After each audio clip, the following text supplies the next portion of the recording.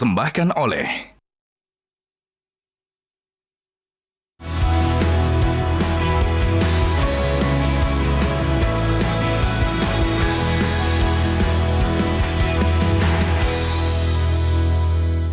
dokter estetik itu apa? Dokter kecantikan mah. Hah? Mau jadi bencong apa? Berserakan bang. Itu kalau ingat itu sedih banget. Saya mungutin satu persatu.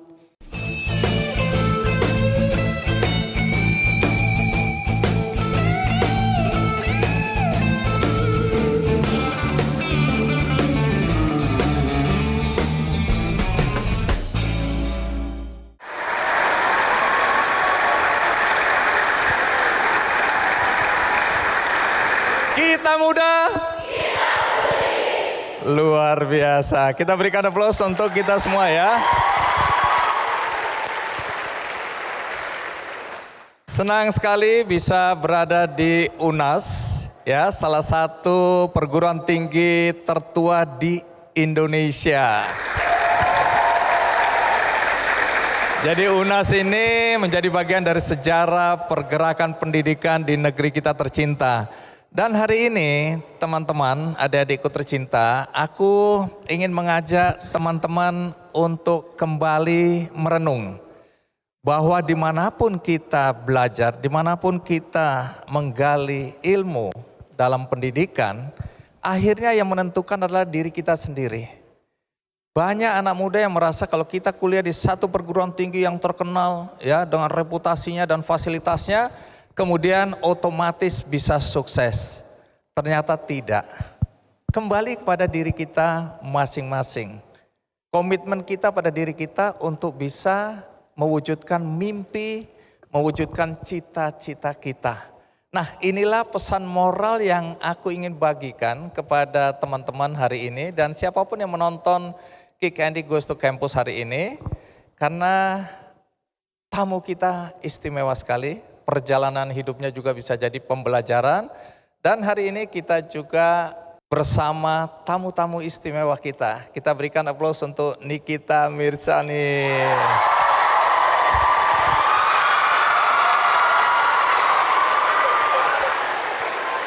Kita berikan aplaus untuk Thorik Halilintar. Baik, jadi sudah tahu siapa tamu istimewa kita hari ini? Siapa? Kok tahu kalian ya? Berarti sering aktif di media sosial ini ya. Baik, kalau gitu kita langsung sambut Dr. Oki Pratama.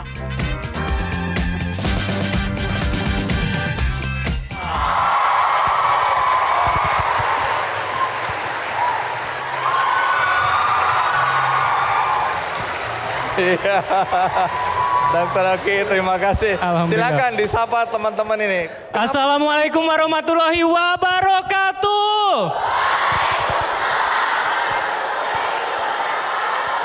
Saya pengen juga dong ikutan, ya bareng-bareng ya kita ya. Kita muda. Pertama-tama yang saya hormatin seluruh para petinggi dan tamu kehormatan juga saya datang ke sini. Alhamdulillah atas undangannya juga. Terima kasih kepada petinggi-petinggi Universitas Nasional. Dan yang saya cintai juga seluruh saksi-saksinya saya membuat bisnis ini menjadi lebih besar lagi. Terima kasih seluruhnya para brand ambassador saya, seluruh kolega-kolega saya. Dan yang paling saya cintai seluruh mahasiswa Universitas Nasional. Hari ini kita sharing-sharing karena sampai detik ini pun saya pun masih belajar. Dan yang harus kalian tahu, saya pernah di posisi seperti kalian duduk dan belajar dari pengalaman orang. Maka dari itu saya ingin juga belajar juga dari kalian juga hari ini. Terima kasih. Baik. Ya, Bang. Tunggu dulu sebelum duduk. Ya. Jadi Dr. Oki ini Ya. dokter? Dokter Bang. Walaupun mungkin abang lihatnya sering di media sosial, di TV, tapi dokter Bang. Dokter? Dokter. Jadi lulus fakultas kedokteran? Fakultas kedokteran. Tapi katanya pernah berkali-kali gagal masuk fakultas kedokteran. Iya bang, jadi udah berkali-kali daftar, pernah kalau sebut nama misalnya ke UI. Gagal. Gagal. Dulu itu namanya jalurnya PMDK, dari nilai rapor gagal bang. Oke, terus? UGM, ujian tertulis. Gagal. Gagal. 2 kali. Kita hitung ya berapa kali kegagalannya ya. Terus? Unsri Palembang, gagal lagi. Unsri juga gagal? Gagal lagi bang, jadi nggak semuanya mulus.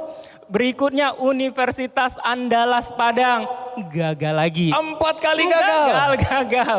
Sampai Sungguh. udah, ini gimana nih kayak gitu. Terus negeri udah pada tutup, kan kalau zaman dulu itu nggak tahu sekarang ya, negeri duluan tuh yang buka. Akhirnya mau... Tunggu, stop dulu. Kenapa nafsu banget untuk jadi dokter hari itu? Iya, karena... Kalau saya gagal sekali udah cari yang jurusan lain yang kira-kira bisa lulus lah. Kenapa ingin sekali jadi dokter hari itu? Mungkin juga ada pengaruh dari kecil itu udah didoktrin orang tua harus jadi dokter karena mungkin jualan jasa, kalau jasa itu mau sampai mati pun tetap berguna.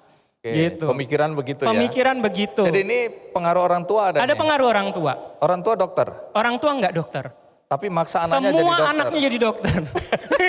Oh semua anaknya jadi dokter? Iya bang. Orang tua pekerjaannya apa?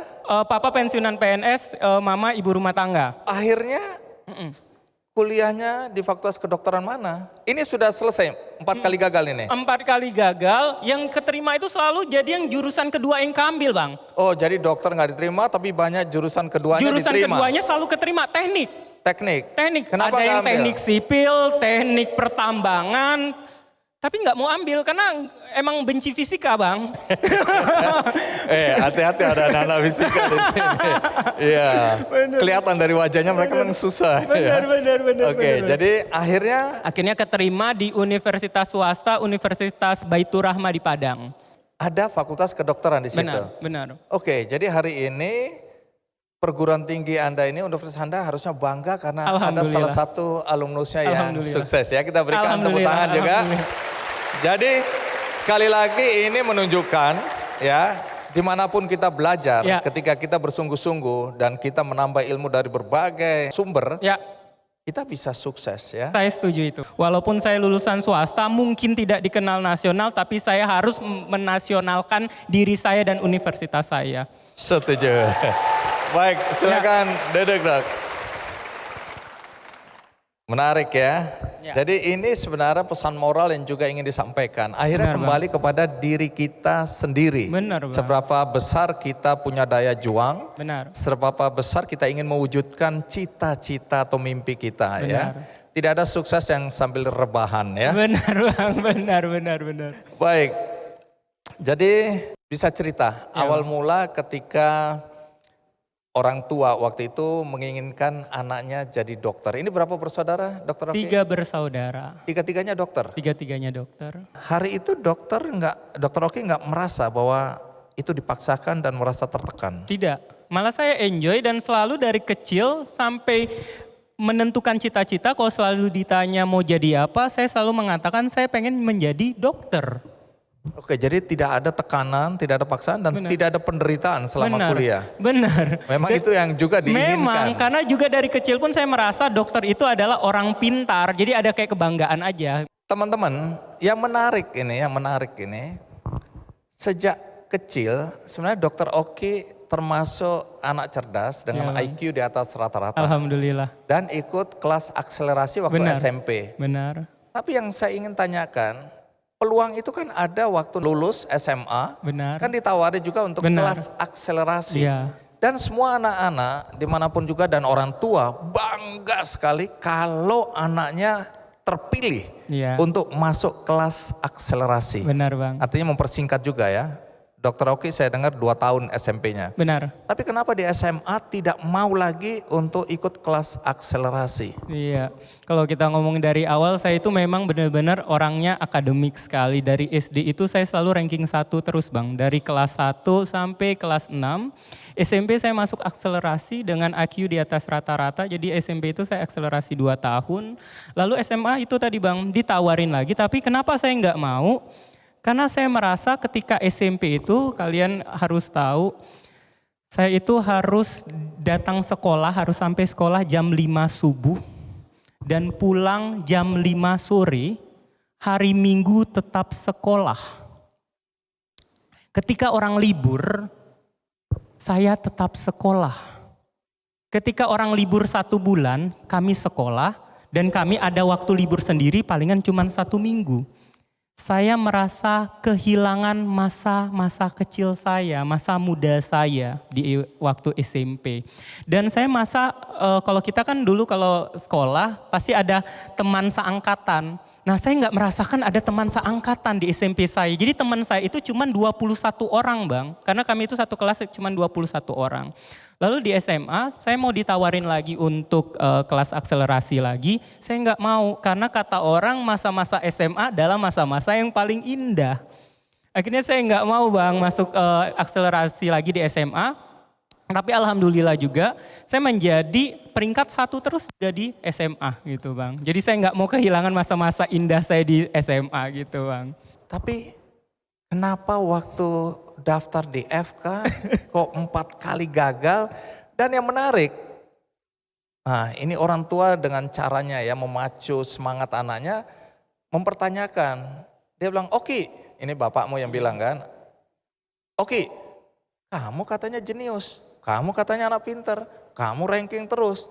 Lah berarti kamu gak cerdas sebenarnya karena kamu gak lulus. Ada pernyataan seperti itu? Ada Bang, ada. Tapi menurut saya kata-kata itu menjadi motivasi sebagai diri saya mendengar itu, ya benar juga. Bukan saya langsung down ataupun langsung kayak judgmental, enggak. Berarti saya menerima kritikan itu ya benar, berarti saya harus tunjukin nih kalau saya bisa kayak gitu. Seenggaknya ketika saya nanti kalau seandainya lulus saya harus buktikan ini kalau saya benar-benar ketika menggeluti ini saya akan harus menjadi seenggaknya bersinar di bidang yang saya pilih ini gitu Bang. Jadi motivasi aja bagi saya. Mau jadi dokter estetik, Mau dokter estetik itu apa? Dokter kecantikan mah? Mau jadi bencong apa?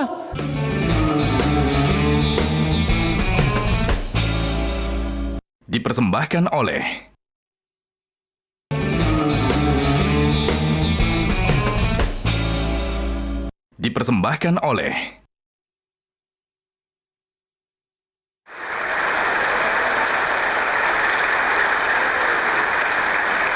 Nah, urusan orang tua ingin jadi dokter belum selesai. Karena saya dengar ibu tidak mau dokter Oki sekedar dokter umum. Benar Bang. Harus ada spesialisasinya. Benar. Maunya untuk kandungan atau obgyn. Benar. Betul. Benar Bang. Alasannya apa? Ya namanya juga orang tua masih ya dikatakan kalau ya orang tua yang tinggal di daerah pasti mikirnya itu ada sebuah kebanggaan anak menjadi dokter. Ya namanya dokter itu pasti menyembuhkan orang sakit, benar? Dan juga kalau seandainya ada sebuah kebanggaan kalau ada om tante lagi sakit kepala, tuh tanya aja Oki kayak gitu, telepon kayak gitu. Kan seperti itu biasanya. Atau menjadi sebuah kebanggaan kalau lagi kumpul keluarga gitu. Iya sakit darah tinggi tanya aja sama si Oki. Jadi biasanya pemikirannya itu dokter adalah nyembuhin orang sakit. Maka dari itu kenapa juga jadi dokter spesialis kandungan? Ya fun fact-nya dokter udah spesialis seenggaknya berarti kan penghasilannya jadi semakin tinggi seperti itu. Jadi jangan sampai di batas dokter umum aja Bang kayak gitu. Baik, dalam perjalanan waktu ya, kemudian dokter Oki berpikir, Ya. aku tidak ingin jadi dokter kandungan. Iya Bang. Tapi kemudian terpikir untuk bahkan jadi dokter kecantikan. Benar sekali. Nah waktu disampaikan ke ibu, terutama ibu ini ya, bagaimana reaksi ibu? Ya pasti sangat tidak mendukung.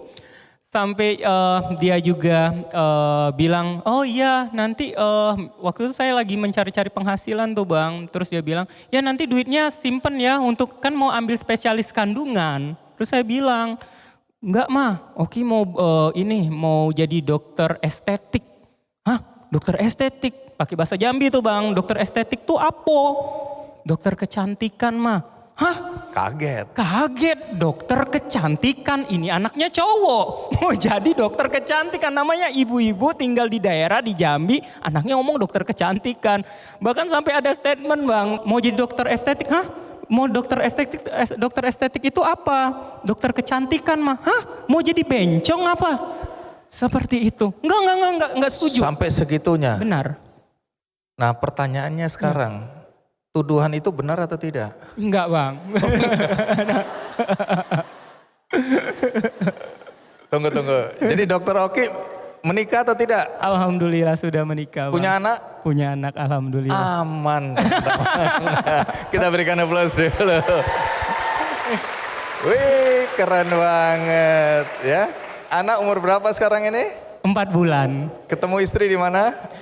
Dikenalin bang, memang pada saat itu saya memang pengennya di tahun 2022 akhir itu pengen nikah, saya bilang gitu. Akhirnya saya minta dicomblangin sampai teman saya ini ada Derry yang berusaha mencomblangin saya kayak gitu. Yaudah akhirnya nikah bang. Nah ide untuk menjadi dokter kecantikan itu datangnya dari mana itu? Iya, jadi waktu itu saya juga dapat musibah tuh, kakak terkena malaria cerebral karena waktu itu kakak kerja di Bangka Belitung yang daerah endemis malaria.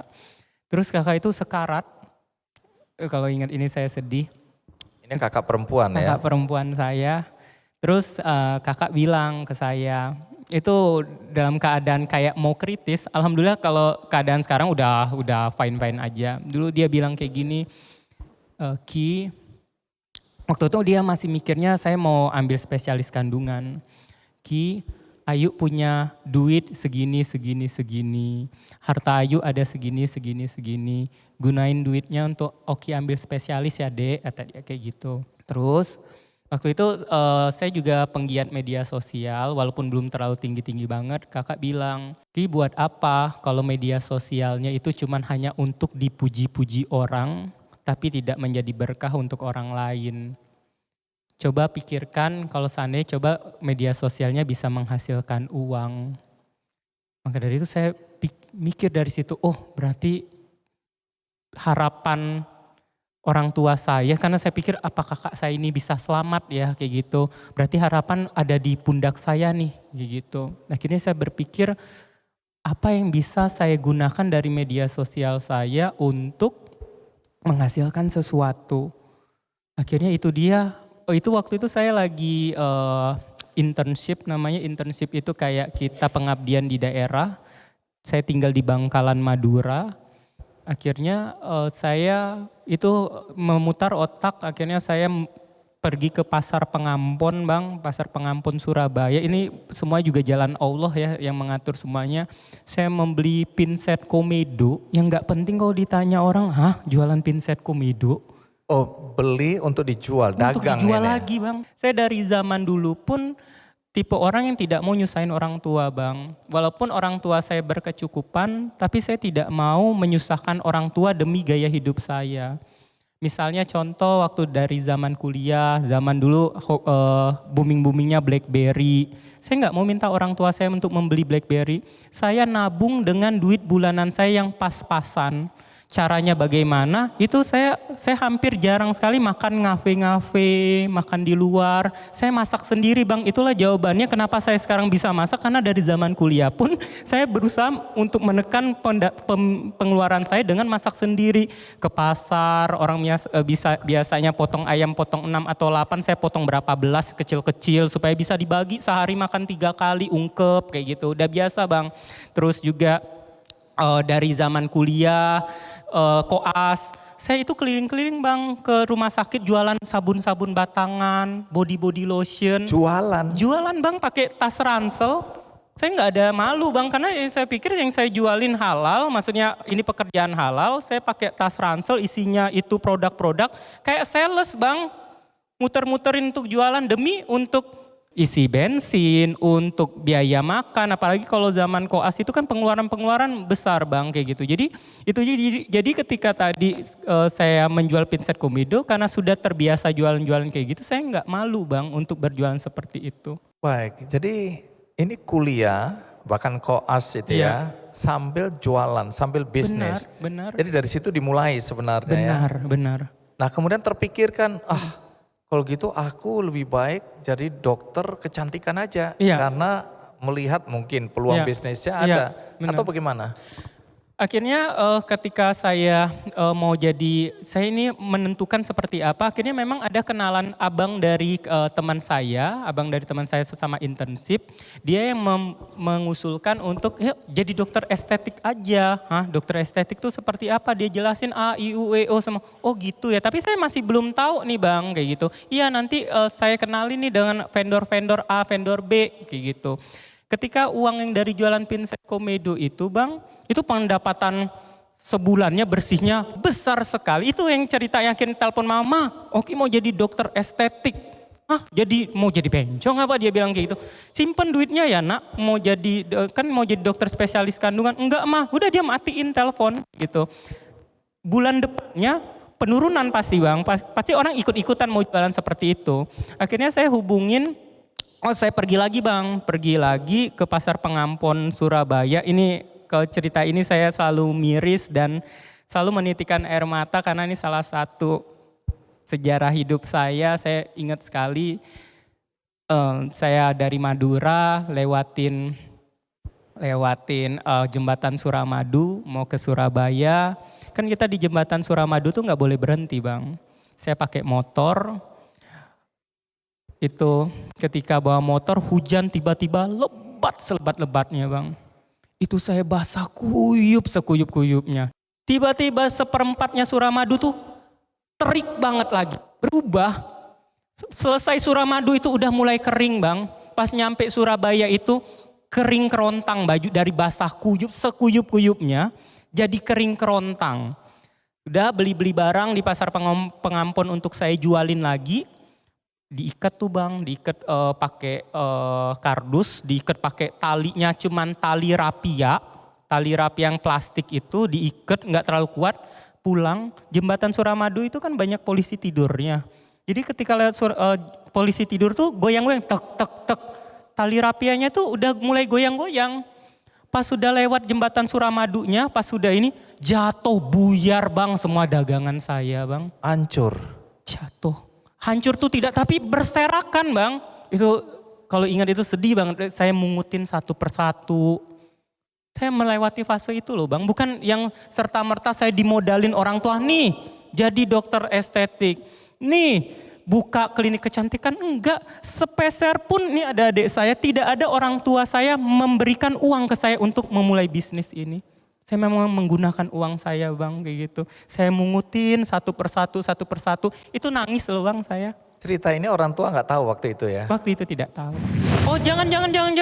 Pulang katanya kayak gitu. Enggak lah, daripada pulang nanti mama nggak setuju, ngapain pulang. Oki nggak mau jadi dokter kandungan.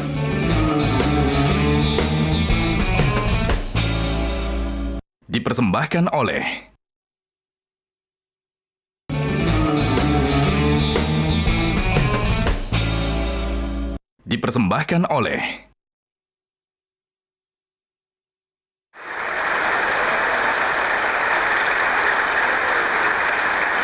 Nah kapan persisnya akhirnya ibu terutama, ya sudah nak apa boleh buat itu jalan hidupmu dan itu kebahagiaanmu, itu kapan momen Ketika itu? akhirnya pas fase sudah masuk 3 bulan, jadi itu saya mulai usaha itu di Juli 2016, itu penghasilan saya terus tuh besar banget tiap bulannya kayak gitu. Terus terkendalanya ketika mulai pasien bertanya, itu saya sudah mulai kerjasama dengan pihak vendor-vendor untuk jualan body lotion seperti itu. Terus terkendalanya ketika customer saya bertanya, Dok, saya mau ketemu langsung, mau konsultasi langsung untuk produknya dokter praktek di mana? Jelep, iya saya nggak punya tempat praktek klinik kecantikan nih, gitu. Itu puncaknya di bulan September, saya telepon mama saya. Karena kalau mama saya ACC pasti papa saya ngikut aja. Biasa kan seperti itu kan, yang penting kan istrinya seperti itu. Akhirnya, Ma, Oki mau buat klinik kecantikan. Kalau mama nggak setuju, Oki buat klinik kecantikan di Surabaya aja. Oh jangan, pulang katanya kayak gitu. Enggak lah, daripada pulang nanti mama nggak setuju, ngapain pulang? Oki nggak mau jadi dokter kandungan. Oki mau jadinya dokter estetik. Ini balik lagi passion saya di situ kayak gitu. Ada hening beberapa detik.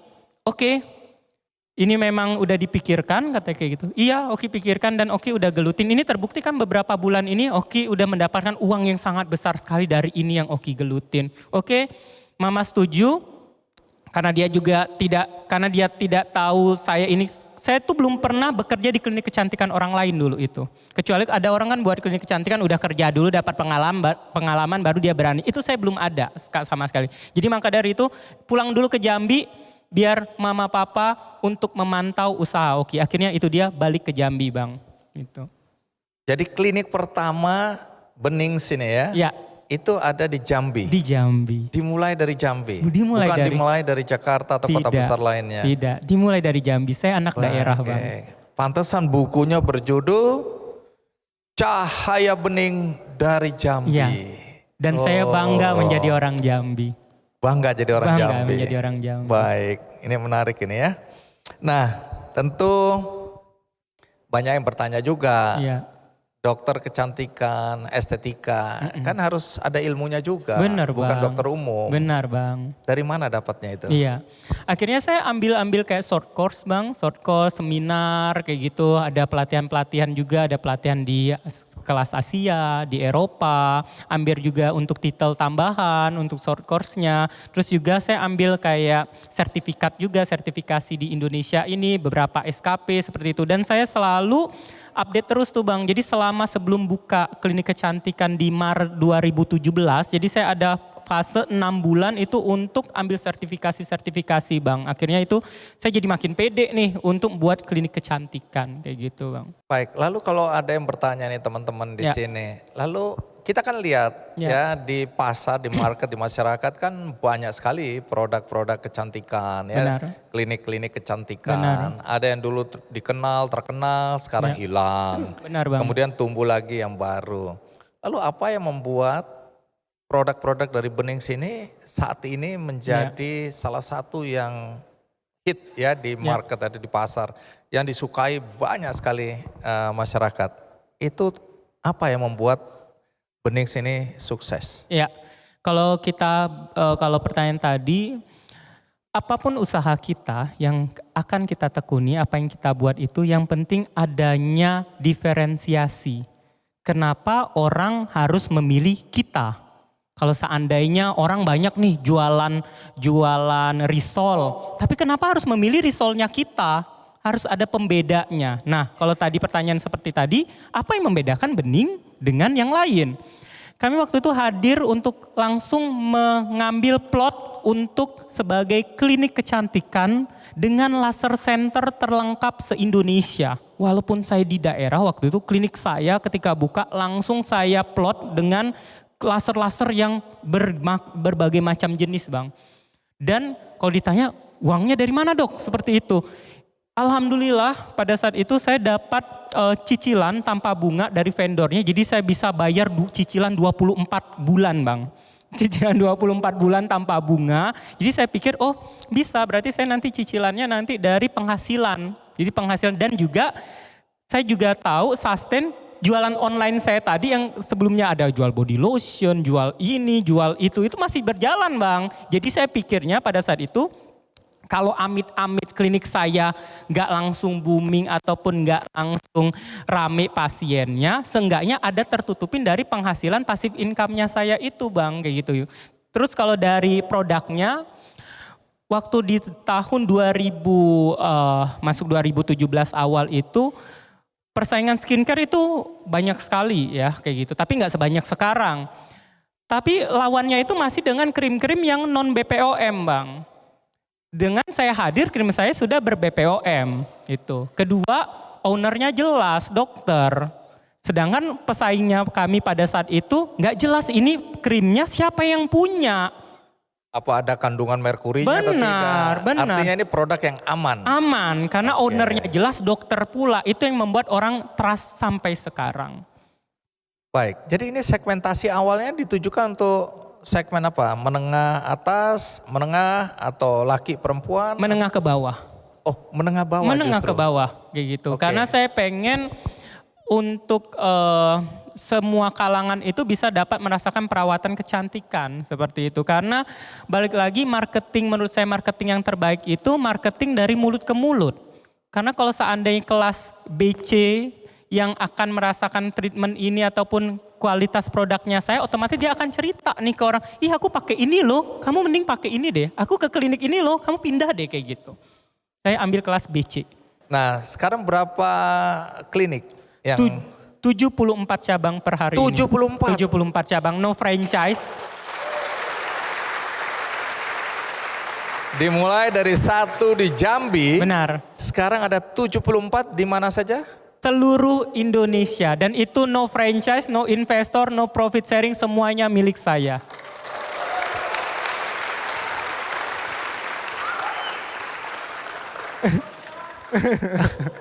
Baik.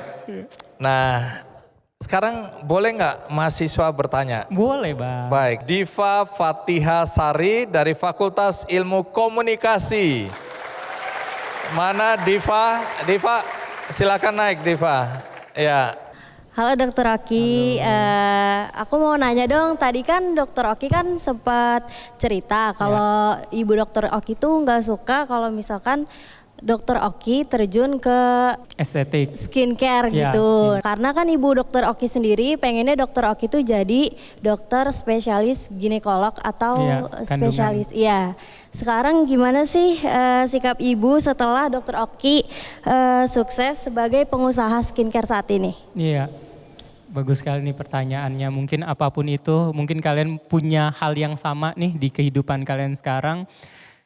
Sekarang dia sangat bangga sekali ya anaknya di fase seperti ini kayak gitu. Terus juga malah selalu mensupport saya, memprotek saya, mau gimana pun saya sampai di titik sekarang ini pun saya selalu menganggap mereka orang tua saya. Walaupun kadang kita sebagai anak itu ngerasa lebih tahu dari mereka, lebih ngikuti perkembangan zaman, tapi balik lagi mereka orang tua. Jadi mereka tetap menasehati A, I, U, E, O. Walaupun kadang kita nggak setuju dengan nasihat dia, tapi kita harus tetap dengarkan. Apapun itu nasihat dari mereka. Karena mau gimana pun itu petuah orang tua. Tepuk tangan dulu dong buat Dokter Oki. Makasih banyak ya Dokter. Baik. Diva, kamu dapat kenang-kenangan seperangkat alat skincare. Langsung diserahkan oleh Dokter Oki. Silakan. Dia mau diserang orang sedemikian rupa, mau dicaci maki, dia tetap stay as he is, yang benar-benar humble.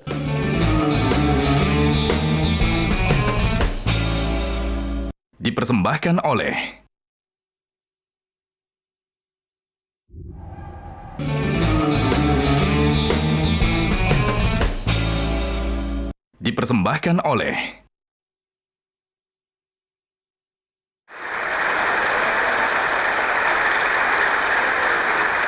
Suksesnya Bening, selain produknya tadi aman, produknya memenuhi kebutuhan dari masyarakat ya pemakainya, tapi strategi marketing ini juga penting ya. Pasti.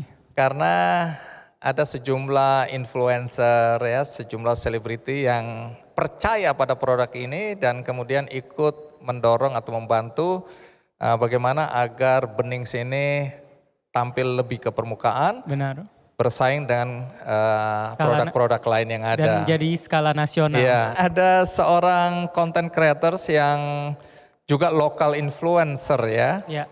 Yang ikut membantu karena dia merasa yakin dengan produk ini. Namanya Ica Atazen. Benar sekali. Kita panggil Ica Atazen untuk naik ke atas panggung. Ya.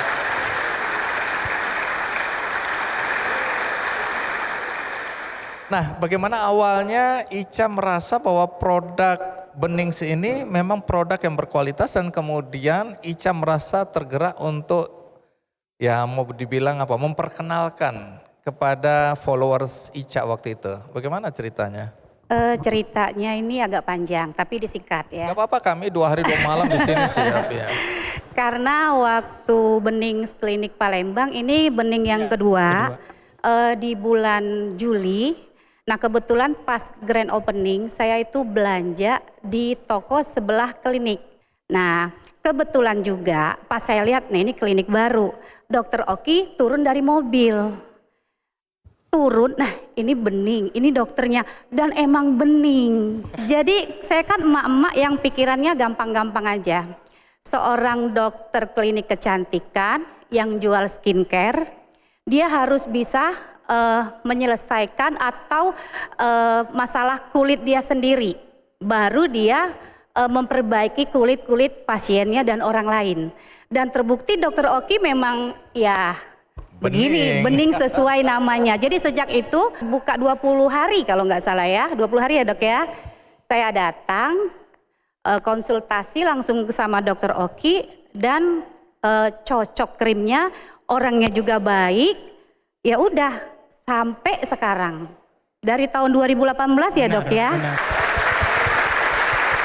Dari perspektif dokter Oki sendiri, apa pentingnya teman-teman influencer lokal ini? Kalau saya sih melihatnya untuk mereka-mereka influencer-influencer ini, saya pastinya pengennya mereka itu mempromosikan memang dari hati mereka. Dalam artian hampir semuanya yang menjadi brand ambassador ataupun influencer di Bening itu rata-rata mereka menjadi pasien saya dulu. Saya tidak mau, bayar terus seakan-akan iya saya pakai Bening bagus ini. Menurut saya itu terlalu fake karena masyarakat Indonesia lebih pinter zaman sekarang. Jadi mereka jadi pasien dulu, ngerasa cocok, ngerasa ada perubahan dulu. Seperti Tante Ica tadi cerita, dia memang datang konsul sebagai pasien dan dia merasakan manfaatnya. Akhirnya oke, tante boleh nggak mau mempromosikan produknya saya sebagai brand ambassador. Akhirnya dia terima dan dia pun karena memang benar-benar pakai, jadi orang tahu oh iya beneran pakai. Kadang ada kita bisa melihat yang fake review, iya saya pakai mungkin setelah itu cuci muka, foto aja depan itu rupanya cuman endorse biasa gitu. Kalau beliau memang beneran pakai dan menunjukkan progresnya, that's why orang percaya dan itu juga membuat masyarakat percaya dengan brand ini seperti itu. Itu jaga kualitasnya itu. Baik, sampai segitunya ya. Benar. Oke, jadi nggak boleh kita membohongi konsumen dengan katakanlah ya promosi-promosi yang si promotornya sendiri nggak menggunakannya atau nggak memakainya ya. Benar. Nah kalau gitu kita panggil ada dua brand ambassador dari Bening. Siapa dia? Kita panggil Thorik Halilintar dan Nikita Mirzani.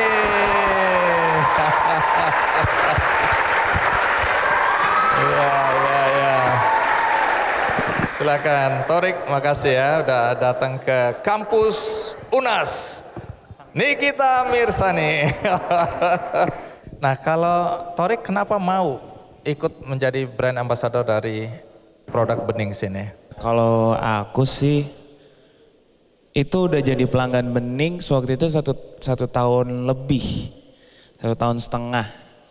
Jadi pelanggan tetap Bening yang datang sebulan sekali apa sebulan 2 kali ya dok ya. Jadi pada saat itu brand ambassador kan Nikita. Terus Benings ini udah jadi lumayan lagi ngehits lah, lagi naik. Dan banyak banget tuh penghargaan-penghargaan yang udah Benings dapetin tuh waktu itu. Jadi aku ngerasa kayak bukan the other way around gitu, bukan aku yang bukan Beningsnya yang banyak beruntung tapi malah justru akunya gitu. Tapi alhamdulillah bisa jadi part of keluarga Benings ya. Jadi kalau aku bekerja sama dengan satu brand biasanya I took it very personal. Jadi pengen tahu semuanya gitu perjalanannya, terus pengen diikut sertakan dalam setiap campaign, terus terobosan-terobosan apa lagi nih gitu. Dari mulai klinik ke berapa ya dok ya? Ke 7, ke 6 ya? Benar. Sekarang udah 74. Banyak banget. Dan lumayan ikut serta juga dalam pembukaan di beberapa kota ya. Ada kali touring se-Indonesia. Karena waktu itu Bang ada dalam 1 bulan itu buka 4 cabang. Jadi minggu ini, besok minggu ini lagi yang mereka ini yang selalu ikut. Ini kita tentu ini kan di luar sana banyak sekali skincare atau produk-produk kecantikan ya. Kamu bisa memilih karena aku yakin banyak yang minta kamu sebagai brand ambassador. Ya. Tapi kenapa hatimu jatuh untuk produk bening? Oke, aku kenal Dr. Oki itu hampir 4 tahun dari klinik ketiga di Kemang. Kalau aku memang awalnya nggak terlalu suka pakai krim-kriman di muka, aku lebih suka ke laser dan lain-lain. Terus awalnya coba-coba lasernya kok di muka cocok, kok ngaruh ya gitu, ada perubahan. Terus akhirnya aku lihat dokternya. Kalau Dokter Oki ini kan, nah di sosial media aslinya ya begini mukanya licin dari dulu sampai sekarang. Ini bukan karena aku brand ambassador selamanya ya. Tapi memang mukanya real gitu kan. Berarti kan dia pakai semua lasernya, produknya gitu kan. Akhirnya setelah aku coba, aku nggak langsung jadi brand ambassador Om dulu. Jadi aku coba dulu, aku bilang sama Dokter Oki. Dokter Oki sudah menawarkan, ayolah jadi brand ambassador. Aku bilang, tar dulu aku gituin kan. Aku mau coba dulu nih paling nggak sebulan. Aku mau tahu rasanya di muka kayak gimana. Ternyata bagus. Di balik produk berarti Torik, Ica, dan Nikita kan percaya pada figur di belakangnya ya. Boleh penilaian pribadi nih, Ica. Kamu melihat apa yang membuat kamu merasa ini orang benar? Karena kita kan lihat banyak sekali pedagang juga menjual tanpa mau tahu dampaknya bagi masyarakat. Mau kena merkuri kayak mau rusak, mau apa aku nggak tanggung jawab ya. Bahkan nggak berani tampil di depan publik. Nah tapi apa yang Ica lihat dari Dokter Oki sebagai pribadi? Bagaimana pengalaman ini? Kalau saya melihat Dokter Oki ini sosok yang baik, terus nggak pelit ilmu. Ukuran baik itu dari mana? Baiknya baik banget. Jadi apapun saya kan emak-emak ya, kalau emak-emak gaptek apa-apa, kalau saya nanyanya ke Dokter Oki sampai sekarang. Oke, dan mau menjelaskan, Benar, mau mengajari. ilmu pun saya kalau soal marketing kadang-kadang saya nanya sama Dokter Oki. Ketika saya juga dapat masalah juga nanya ya dokter ya. Dan sampai sekarang sesibuknya beliau, waktu saya WA masih ngerespon gitu. Kalau Torik sendiri ya, ini pribadi nih, artinya kan kita punya insting, punya nilai, punya ukuran untuk melihat seseorang. Apa yang Torik lihat dari Dokter Oki ini? Sebenarnya dokter ini nggak tahu sebenarnya tuh dokter atau bukan ya. Soalnya aku lebih banyak konsul kayak psikolog ya. Mas dari mulai masalah pribadi sampai sebelum nikah aja aku konsul dulu sama dokter. Dok gimana nih dok? Baiknya kayak gimana-gimana. Sampai hal kecil pun jadi perbincangan aku sama dokter. Soalnya aku nganggep dia udah kayak abang sendiri kan. Jadi nilai yang paling penting yang dipegang dokter itu adalah dia mau diserang orang sedemikian rupa, mau dicaci maki, dia tetap stay as he is, yang benar-benar humble, gak mau apa ya, gak mau menyusahkan orang lain, gak mau bikin, gak sombong sama sekali itu orangnya. Benar-benar amanah sih kalau menurutku. Nah kalau nih kita tadi menilai Dokter Oki sebagai ya pribadi lah. Dokter Oki selama yang aku kenal dari awal dia mencoba keberuntungan di Jakarta, orangnya lempeng-lempeng aja sih. Banyak yang jahatin, banyak yang mau buat usahanya hancur, tapi Dokter Oki sebisa mungkin tidak melawan, tidak meladeni. Kadang aku yang suka gemes sendiri. Kayak, dok ini gimana sih, jangan kayak gitu dong gitu kan. Karena kan yang Dokter Oki biayai kan juga banyak, bukan sedikit orang di sana gitu. Sorry, biayain apa ini? Maksudnya Dokter Oki punya karyawan kan banyak gitu. Jadi Berapa banyak karyawan sekarang? Lebih dari 3.000. 3.000.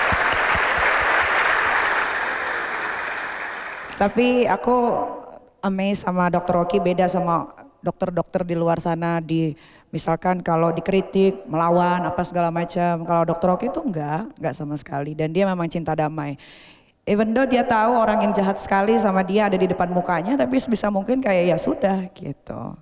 Perjalanan hidup Dokter Oki Pratama sudah dibukukan teman-teman. Dan apakah semua sudah mendapatkan buku ini? Apakah semua bahagia? Baik, tapi untuk menambah kebahagiaan, maka di bawah kursi teman-teman ada pita. Silakan dilihat kursinya, jangan dibawa pulang kursinya ya. Dilihat ada pita berwarna biru dan merah.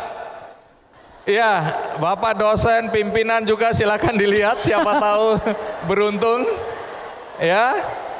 Yang sudah dapat silakan. maju. Oke. Torik dan Ica memberikan hadiah berupa facial kromosom senilai 2,5 juta. Pita merah ini mendapatkan apa? Mendapatkan PicoSure Laser senilai 10 juta rupiah. For your information, PicoSure Laser merupakan alat laser terbaik dan termahal nomor 1 di dunia. Dan teman-teman, demikian selesai sudah acara kita. Bagi Anda tadi yang tidak mengikuti acara ini, episode ini dari awal, Anda bisa menonton tayangan ulangnya di metrotvnews.com. Juga ada cuplikannya di channel YouTube Kick Andy Show. Akhirnya semoga cerita tentang perjalanan hidup dan karir Dr. Oki ini bisa menginspirasi siapapun kita untuk sukses dalam suatu proses yang baik dan benar. Dan setelah sukses, kita tetap menjadi pribadi yang menyenangkan, yang humble, yang rendah hati, dan tentu saja bermanfaat bagi banyak orang. Sampai jumpa. Metro TV. Jelajahi cara baru mendapatkan informasi. Download Metro TV Extend sekarang.